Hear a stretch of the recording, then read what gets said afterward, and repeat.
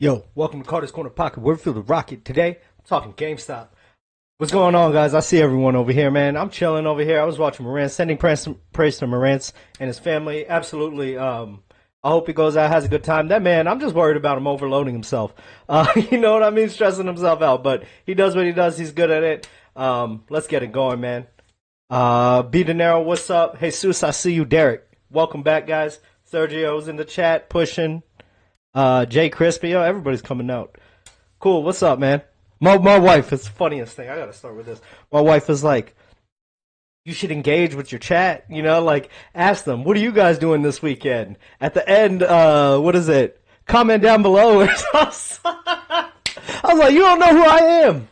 I'm never gonna change. What you see over here is what I am out there. You know what I mean? I'm only on YouTube to be myself. I'm not here to be like jump cuts. I care about what you guys are doing. Don't get me wrong, but I'm never gonna be like using tactics to get you guys to chat. Using tactics, polls, maybe I don't know, a poll if I'm interested in knowing the answer. But the Joe is just so funny because she's trying to give me tips on my YouTube stream. I mean, she's just trying to make it better, But I'm just not like that. I can't ever be someone I'm not, You feel me, man? I feel like there's way too many people out there in this world that are just fake and just phony and just I don't know. They just want all their subscribers, fakes, phonies, just people that are not genuine, not themselves, not real, and that's what all I want to bring is my genuineness, myself to the table because I'm sick and tired of Ian Carroll's out there, sick and tired of fake people out there just trying to get a view or a click. I think in the future, being yourself is going to get you the view or click. And if people don't want to click like, keep on moving, yo. Keep on moving. There was some hater in the comments, yo, for real. I'm sure you're going to watch this. I don't even remember your name. You're in the past for me, but it's just so funny. It's like, none of this, after my last live stream, none of this is new information. Z, like he's sleeping. Then what else happened, yo? What else happened? Honestly, right now, I'm waiting for the warrant, but I'm a long-term investor for GameStop. So I'm chilling. I'm just letting Ryan Cohen work. I'm letting him do his job, letting him turn this company into the next, what's the Gameshire Stopaway. I'm letting it be the next Berkshire Hathaway, which I fully believe it's what we're going to do. Just because we're a gaming business, transforming into a TCG business, and multiple things where we excel. We do an excellent job at all different aspects. Let me just pull it up right now. Look at this. You guys were right. GameStop is goated. I have no clue what the hell this is. What the hell that is. But everybody apparently that loves these things is going to GameStop because we have exclusive figurines that are not sold elsewhere. There was something else that came up cool. There's a Batman Penguin figurine. I'm going to get that from my nephew because he loves Batman, even though I was the first one that watched the animated series original back in 2000, as Juvenile would say. But that's what it is. GameStop executes at a high level for every single thing they do. They don't sleep on one thing, not one bit. Not one bit. They do not sleep on anything. And it all starts from the top down, from the management down. The way he manages, the way he executes. Do you realize the amount of turnaround that is needed to do what Ryan Cohen has done? Look at this, right? Just look at the net income. It's straight to the point, right? Net income, where are we? We're on ratios. Quick ratio, 10.53, I think. Let me just look at that real quick because I was going to talk about quick ratio. Quick ratio is at 10.53. I heard Morant's talking about it, the other stream. Quick ratio is measure of company's short-term liquidity. Low number indicates that the company might have trouble paying its upcoming financial obligations. Since I'm talking about it right now, quick ratio 10.53. I was going to FinViz screeners. Look, I did Midcap because if you're a company looking to invest in something, I mean, yeah, small caps you can find very good value, but people like mid-caps. When you want to pull back out of the top companies, the ones pushing the market all the way to the top, overinflating it, CAPE ratio, cyclically adjusted price to earnings ratio of the market is inflated by 2, double. The market is overpriced 2 times its actual value. So am I expecting a pullback, a market pullback? Absolutely, you better believe it. I can't say exactly when, but the front-loaded tariffs, it has not hit yet. It has not hit. The price is not hit. Whatever you think inflation is at right now, it's going to get way worse very soon. I think it's going to be 2026, the beginning. It's ever evolving because, they find different ways to push things out, push things back. But all they're going to do, let me search it real quick. Retail equity ownership at, I misspelled ownership, highest. Retail investors, stocks. Watch this. This is from, doesn't have to be from this, April 4th. Okay. Well, institutions, Cantor Equity, retail investors, lawyer, my bad, no. Let me just go back from April because nothing's really changed. Retail investors buy stocks at largest level in 10 years. Retail owns the most amount they've ever owned in 10 years. And you don't think they're going to suck it out from underneath them? No Tony De Niro. They're gonna pull the plug. They're gonna rug pull. Retail, scoop up the money, play the position downwards and then upwards. So this is where we're at, right? I was looking at. That's why people when they want to get out of the large investments, like Warren Buffett sold out of his S&P holdings.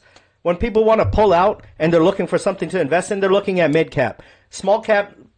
Very high value can be found at small caps. I think that's what DFV did. Keith Gill. Mr. Roaring Kitty himself. But he's certified to do that, People want to be looking at mid caps. Why? Because there's less risk. They're well established. They're more established than small caps. There's less risk of them just getting wiped out, going bankrupt, and there's high upside.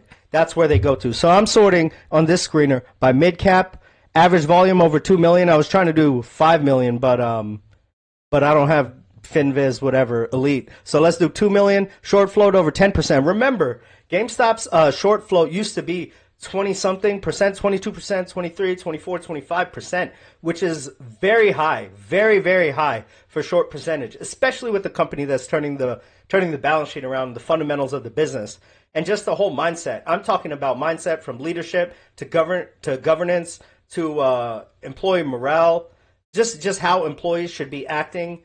Getting the ship tight. Ryan Cohen has steered this thing. He has basically turned the Titanic around. He steered us away from the iceberg. And now we're continuing our mission, And what is our mission? Selling video games? I don't think so. But selling TCG? No, that's not the whole story. But while we're doing it, we're going to do it at a very high level. Probably the highest level. Better than anyone else. Because that's who the management is. Let's go ahead and see. Short float, 10% and over short float is considered high. If I look it up for you right now, it'll say, yes, 10% over is a high short percentage. Okay, we're doing it by this. What other screeners do I have? Over here I have quick ratio over 10. Okay, there are these few companies, quick ratio over 10. And that's 10 times assets over liabilities. So let's go ahead and look at that. Okay, now what I wanted to do, I want to show you something. Analysts, recommendations, hold or better for these companies, 14 companies, mid caps, for what I sorted through, what I filtered through. Hold or better. Look at all these holds or better. 13 of them are hold or better with this quick ratio, over 10% short. Hold or, what's it? Sell or worse. There's only one. There's only one. You can imagine a company with $9 billion in cash, soon to be under 11 billion, like 10.5 to 11 billion range. And that's not even talking about how much we're going to be making, adding to the bottom line, top line, every line. Because GameStop does it right. Look at this. We have found the one company. I only need one investment in my lifetime. This is the investment. Now let's go to the rest of the U.S., which is absolutely crumbling while the market is overinflated by double. SPYs over here, where are we at? Just all the way up. NVIDIA getting pumped up as well. Look at these lines. But this looks, this is divergence as well coming for NVIDIA. Let's see what happens. I haven't really looked at it too much. Where's GameStop? What are we doing with the MACD? We're going up. I said we'll hit 29. I think 29, probably somewhere around here. 28, high 28s. And right at this point, right over here, I don't know if we're going to break through. Like, just imagine. Like, I don't need it, but imagine if Roaring Kitty tweeted right when we got here. Where do you think that stock's going? All the way up, But we don't need it. We didn't need him the first time. We didn't need him this time. The company, we didn't need him the first time. Am I grateful for him? Yeah, because he shows us the way. He shows just he doesn't show us the exact way, but you know what I'm saying. I'm grateful for him. He's a huge shareholder. When everyone said he sold off, he's gone. Y'all are just lost in it, lost in the sauce. We're over here. And then he comes out, 9 million shares. 9 million shares. He's like, y'all thought I left? Y'all thought I left? I forgot with the initial 4 million, 5 million shares, and then some options, and then he comes back with 9 million. I wonder what he has now. Doesn't even matter. But I guarantee you, the way he looks at things, he's liking what Power Packs is bringing. We haven't even put that into the balance sheet yet. $400 million is the absolute minimum we're going to make this year for the fiscal year. Why do I look at that? I was like, okay, look at what we've made already. What have we made already? 168.6, I think, is the number. Honestly, I don't even think I'm going to get through this, all the stuff I have. As usual, you know. Mismanagement of time. No, because I have work, man. I have work. I was going to go live, had to pick up the kids. I was like, I'll do it after. Then I was watching Marantz, and now I'm over here. I was doing some more research. I was trying to find some Warren Buffett clips about about finding investments. Look at this, 131.3. Oh, this is yearly. Let's do this real quick. I think it's 168.6. Watch, let's test my memory.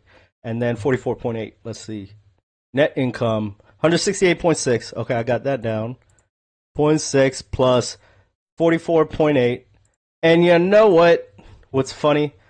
213.4 we made already this year. So now let's take the Q4 and Q3 from last year, which we're going to beat. We're going to beat, no doubt about it. We're definitely beating those numbers. Okay, let's see. Net income. I'm not losing this. 131.3 and 17.4.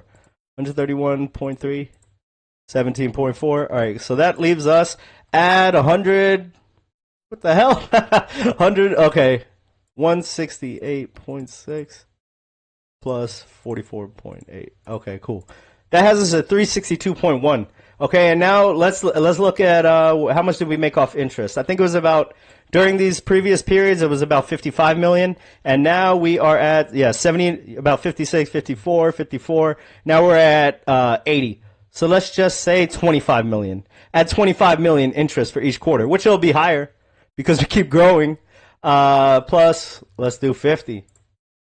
And that right now has us at 412 million. So if you don't think we're going to reach $500 million, and we're going to put the whole world on notice for GameStop, because all this Power Packs revenue is going to be coming in. And like I was watching Marantz, he's like, I don't know what's going on. I don't know, are these their cards? Is it PSA cards? Are they facilitating cards for PSA through eBay, however it may be? Are they making just the money off the 6% off the top? Even if they make the money, the 6% off the top, the fees. It's amazing. It's awesome. We built the whole platform. There was none of this. I mean, there was Arena Club. There was what's Courtyard.io. I keep forgetting their names. But GameStop. What's the competitive advantage? That was really Warren Buffett's thing. What's their competitive advantage? What's GameStop's competitive advantage versus the other national card shop? Oh yeah. There's none. It's only GameStop. You know, that's our competitive advantage. Our footprint. The footprint that everyone says is shrinking. No, we're just becoming more efficient. Our competitive advantage is our footprint, our brand recognition. I don't know any other local card shop. You know, I don't even know where they are in our area. When I was young, I used to go. My favorite trading card was a Wolverine X-Men card from back in the day. But let me go ahead and run through this. Let me run through this real quick before I gotta go. Already, man. Can't believe this. Okay, major U.S. and then just the scope of the economy. Okay, we just cut interest rates. It's going to make businesses borrow more because businesses are pressured. What happened is back in the day in 2020 during COVID, low interest rate loans that businesses took out, they're coming to maturity now, and now they're going to have to refinance under the current terms higher interest rates, and that's going to stress them out more. And I'm a huge proponent. I'm saying that businesses are going to be stressed. Where they're going to look, to cut workers, and they're going to look to, and then it's like private equity, right?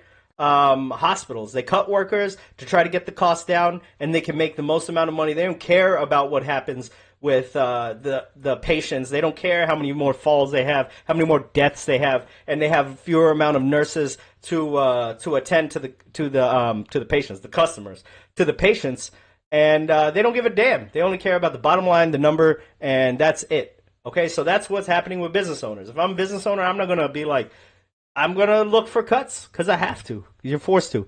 Now let me just go through this, and then we have Tricolor, right? I don't know if I haven't spoken about Tricolor. If y'all have heard about Tricolor, this major U.S. auto lender went bust as a record number of Americans lag on debt payments. How to protect yourself now? Americans are struggling to pay their bills, and the collapse of a major auto lender shows how dire things are getting.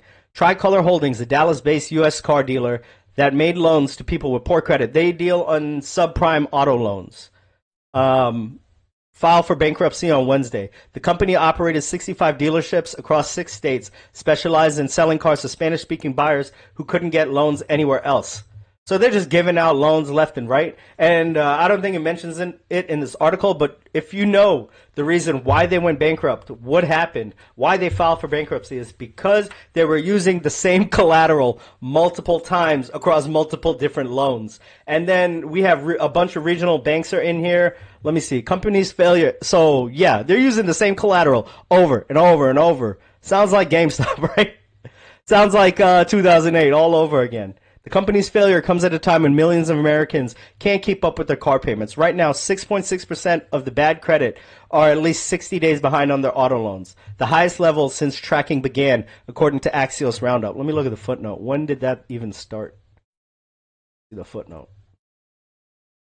Americans, oh, that's it? Americans are behind? Okay, wasting my time.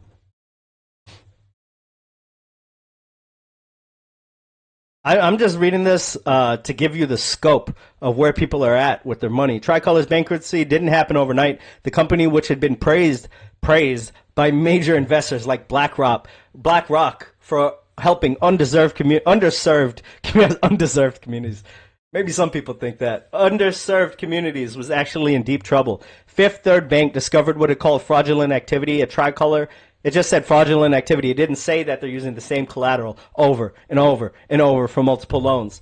At Tricolor, took a hit of up to $200 million, investigative reporting from Barron's revealed. J.P. Morgan Chase faces similar losses, with about $200 million at risk. Origin Bank, another $30 million tied up with the failed company. The timing couldn't have been worse for American families. Total household debt hit a record high, $18.39 trillion. Americans now spend about 11% of their income just on debt payments. Is there anything else? Auto loan crisis hitting families especially hard. Car prices just under $50,000 on average, while loan rates have climbed above 9%. Car insurance rates are up 19%. Families simply can't afford their vehicles anymore. Young people are suffering the most among Gen Z borrowers, with auto loans 7.5% behind on payments, highest of any age group, according to LendingTree. Credit card debt, it's not just loans. Credit card debt, $1.21 trillion, with the average interest rate 22.25%.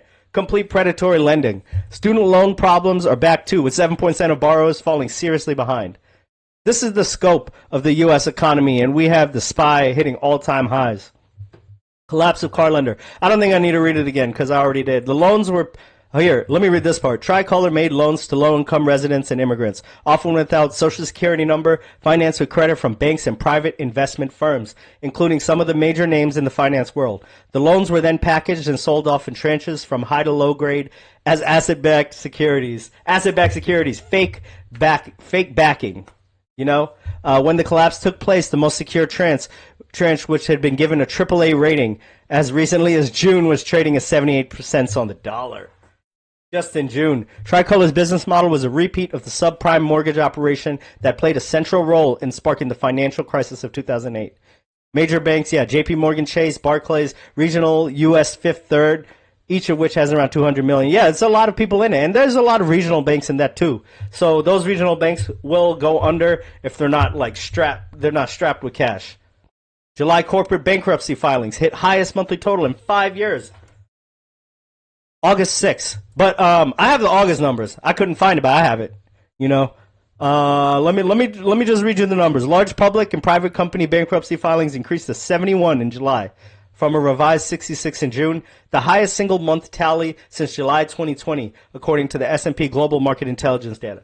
Okay, so in August, let me read this. I got the numbers. May was 64 public and private companies filed for bankruptcy. These are large public and private. May was 64, June to 66, July to 71, August to 76. It's a constant slope upwards of more bankruptcy filings for large and public private companies. There's nothing really else I need to read on here. U.S. bankruptcy filings spiked in August after July slowdown, leading to the highest total for the first 8 months of the year since 2020 and the second highest since 2010. Yeah, so year to date, we're sitting at 524 public and private companies filing for bankruptcy. Why is that? Refinancing pressures due to the elevated interest rates, the debt issued in 2020, like I said before. It's coming to maturity, and they're going to have to refinance. Refinancing at these rates, it puts a strain on the business, and they're going to have to find other ways to cost cut, other ways to stay alive. And 524 so far have gone down. So more layoffs next is what I'm expecting. Especially with prices and tariffs not hitting fully, like impacting the price yet. You know, all the front loading, it's coming to an end very soon, and they're going to have to be putting those prices, jacking the prices up on everything. Yeah, so the bankruptcies are at highest in 4 years. The last time only behind 2010, you know? So that's crazy to me. What else is there? Consumer sector getting crushed. Consumer discretionary bankruptcies lead all sectors. What does that mean? Let's see. Rise in August filings, now 452 filings through the first 8 months of the year, including the current ones. We're at 542. 3 bankruptcy filings in August involve companies with over $1 billion in liabilities at the time of initial filing. So they are letting these companies get stretched out, way over leveraged on debt. They're just giving out money left and right, and now they can't pay it. So you know what's happening. They're going the ways of Bed Bath & Beyond. Del Monte was over $1 billion. I know that, and this is the scope as well. Cash-strapped homeowners prioritize car loans over mortgages. A notable shift, U.S. consumers were 19% more likely to pay their auto loan than their mortgage for the 2 years spanning 2023 to 2025. That is crazy to me. People are probably like, I'll just live in my home. F this. And keep my mortgage money. Americans crushed by auto loans and defaults as repossessions surge. Auto loan debt in America now sits at $1.66 trillion. Auto delinquencies are spiraling. The nation now owes staggering $1.66 trillion. Some figures show scary similarities to the period right before the 2008 financial crash. This is wild. It's crazy. Look at this. Novo Nordisk and Merck announced significant layoffs, with Novo planning to axe about 9,000 employees. Merck projecting it could let go of 6,000. 6 big pharma companies' recent planned staff cuts since the biopharma bubble burst could cost over 39,000 employees their jobs, based on whatever bioscience tallies. Layoffs are coming, man. They've been happening. I don't know why San Francisco up there. I ain't going to San Francisco. This ad. So anyways, yeah, so that's what I was looking at. Quick ratio. GameStop is the only, and look at the industry average for GameStop. Specialty retail, 0.48. They're double their liabilities and assets. GameStop's 10.53 times. And then we got to deal with things like this. So let me read the chat real quick. I got another window. I'm done with that. Let's see. Manscaped crew reporting. I saw that. Let's go, CCP. Can't stop. GM can't stop, man. It can't stop. Recently saw Simply Wall Street value GME at 35.59 right now. Bull case 100. Oh yeah. Was that the Charles Payne interview, or is that separate? Because that dude was like GameStop to 100. He bullish as ever, going on Fox Business News. I give him respect because he's the only one out there saying it, you know, in the public eye. Much more when rises merger and acquisition. See, that's the thing. 26 is an absolute good value. When Roaring Kitty comes back, that would be nuts. That would be wild. Traded 126 PSA slaps with 3,095 store credit. Got a Nintendo Switch. He just flipped all that money right back into GameStop. What's up, Amber? Welcome. Robert Landa. Glad that GME closed above 26. Yeah. That, like, what was Max Payne? I think it was 24.50. But we're crushing Max Payne every single week now. What's going down, Swish? Like I expect us to just keep creeping up slowly. We're creeping up over time, silently, quietly. Nobody in sight. Like where were all the people from the earnings? Nobody was talking. I couldn't find one interview on CNBC. Nobody's talking about warrants. We're offering a warrant dividend. You want to talk about a turnaround? Damn. We get no coverage. So I don't know what the hell that person in the last video. What do you want me to say? GameStop, I'm telling you, people are going to need the warrants. The warrants that I'm going to get, they're going to need them. So I'm going to hold on to them. I'm going to sell them when GameStop jacks up in price. Because you know it will. And I'm going to take that money and reinvest it into GameStop to get some shares. But in the meantime, yeah, 26 is a very attractive price, considering that 32 is the strike price. Imagine if it pops to 50. Intrinsic value is 18 plus the time of the warrant. So you got at least 20 a warrant over there if it pops to 50. And then you have to calculate, which you can't really, if they're over leveraged synthetic shares or whatever it may be, whatever the impact of a highly shorted, high short positions would make to that warrant could jack up the price. And then at that point, GameStop's taking the price up. The GameStop stock is taking the warrant price up. The warrant price is knocking the GameStop up. But I'm prepared for nothing. I'm prepared for nothing because of the split dividend that was offered in July 22 of 2022. That one, nothing burger. Nothing. But then randomly we get these things. Randomly we have issues with Berkshire Hathaway, June 3rd, 2024. What happened there? Berkshire Hathaway, technical issue that caused Berkshire Hathaway to be displayed down 99% is fixed. It appeared to be down nearly 100% on New York and NYSE for the morning of the trading period. So it's 99% fixed. What's the 1%? What's the 1%? Could it be that? Let's see GameStop. Let's see what GameStop did. June 3rd. Oh, this is our bar.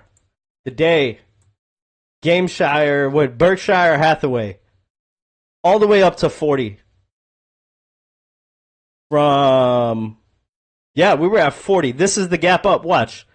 Overnight from 23 all the way to $40. The same day in the morning when Berkshire Hathaway dropped 99%. And then it was all fixed, right? Absolutely nuts, absolutely wild. Just imagine the things that we have to live through. Appear to be nearly 100% down. Imagine the things we have to live through. Warehouse fires, all of that. It's crazy. Absolutely crazy to me that no light is being shed on GameStop, especially after their Q2 earnings. We still got 2 more profitable quarters to go with like $79 million interest earned. And it even increased from that.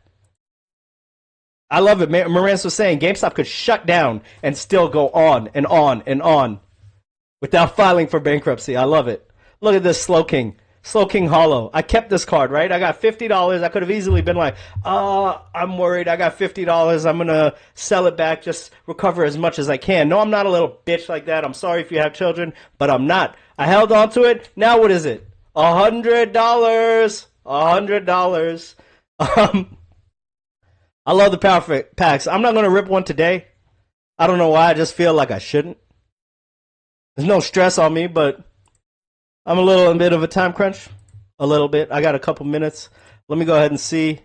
People are talking about the power packs I want to talk about. Right now they have Pokemon and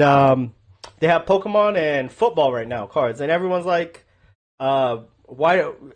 They're like, oh, they're going to have baseball, this, that. I don't know if they're going to. Maybe they will. Why do I say that? Because of the arena cards person talking about how hard it is because football market is so tight, but we have it. They said they're talking about football card market being very tight, and it's hard to get cards. If it ever loads. Basketball isn't pretty easy to source. Baseball isn't pretty easy to source. But football right now, the market is tight. Yeah. It feels like football has been tight all year. Like from, we here at Cards HQ, if you look at our aisles, our baseball aisle is plentiful. Yeah. Like we've had no problem sourcing a lot of high quality baseball cards for the shop, and we actually have significantly more baseball cards than the other sports. Yeah. So this is one other thing, right? We only have football. Why? Because we put out what is in high demand. We're thoroughly researched. Ryan Cohen thoroughly researches everything.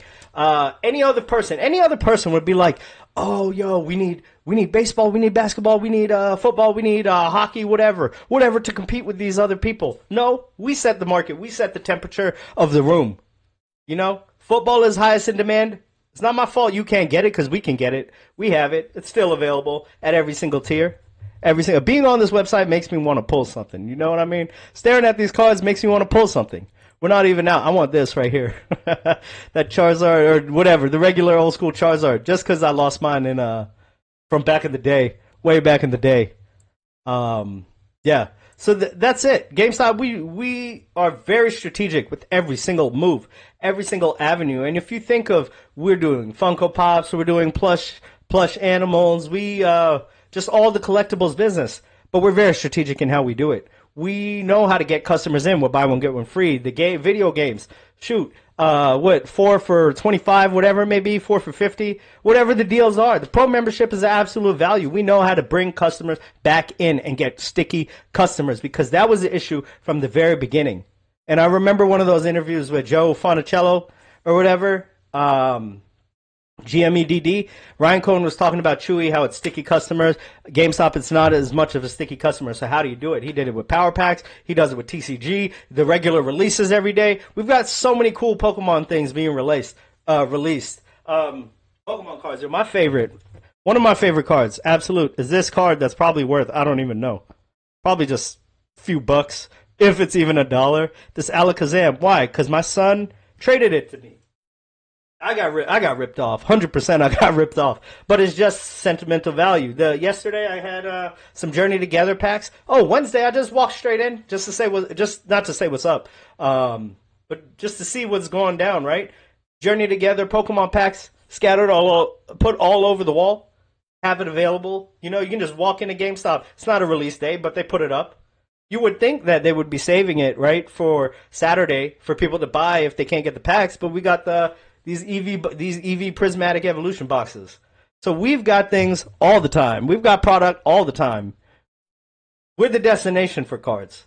We've got awesome releases. The Mega Evolution box is coming. We're just on it. We are on it. And this is what I want to play.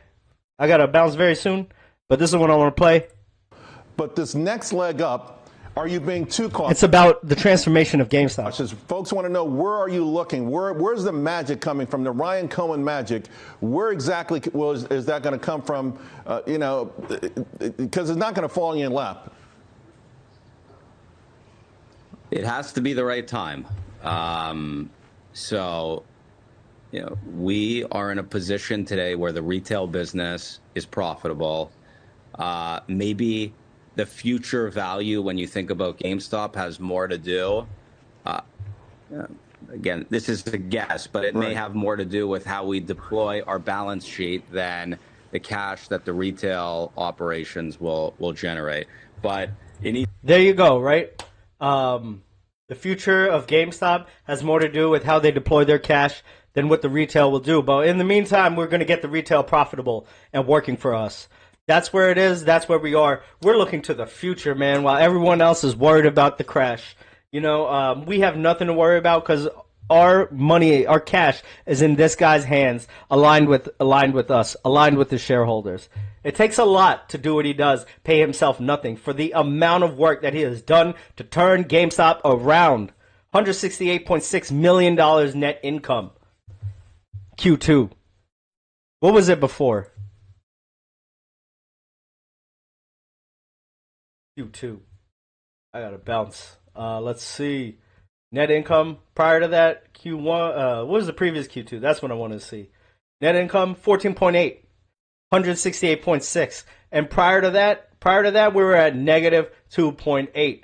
We are turning this whole damn thing around, and if the media doesn't want to report on it, I'll be here. Marantz will be there. Hell, even GME Corey will be there, pulling power packs, advertising. Oh, Corey, you're doing a great job. Keep pulling those power packs. You should upgrade to Diamond. I think you're a punk if you don't do Diamond. But other than that, Here you go. I've told students if when they got out of school, they got a punch card with 20 punches on it, and that's all the investment decisions they got to make in their entire life, they would get very rich because they would think very hard about each one. And you don't need 20 right decisions to get very rich. You know, 4 or 5 will probably do it over time. I've told students. Imagine if you had a card with one punch card. What would you use it on? I know what I'll use it on. Can't stop, won't stop, GameStop. Peace. Thank you, everyone, for coming through. Hope you have a great weekend. My wife said, comment down below what you're doing on the weekend. Peace out, guys. Thank you. I appreciate it. When they got out of school,